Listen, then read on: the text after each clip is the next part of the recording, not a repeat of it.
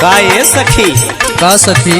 देखा तही बड़ी मगन हो, बड़ी खुश हो, का बात हो? ला बतावत है तोगे काहे खुश है? सुनावा। लागे है राजा आज बोला ता कोयलिया, लागे है राजा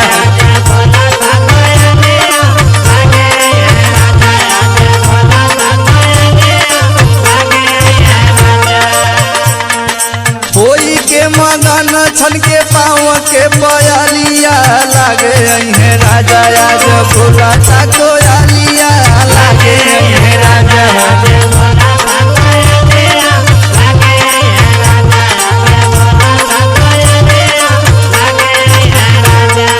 तो ई बात बा? हाँ ई बात बा सखी। और सुनावा। सुना। बरसों के पूरा होए हमारो सपनावा,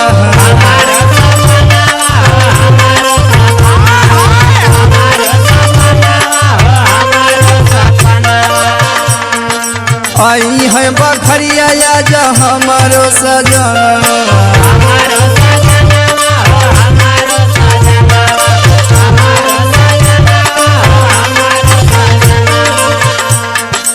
सुनत हो सखी? हाँ सुनत है और सुनावा।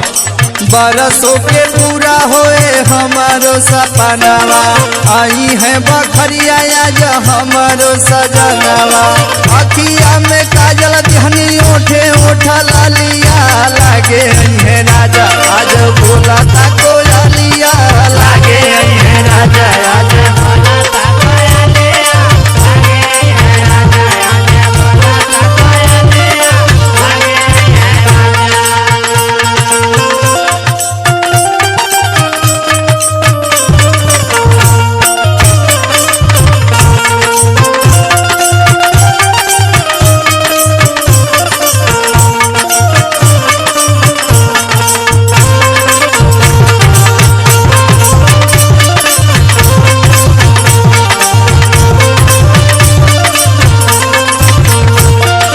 और सुना सखी?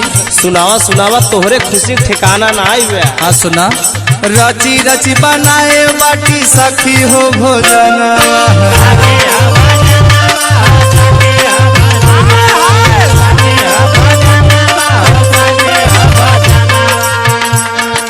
गोझिया कचौरी औरी पुआ पकवानवा,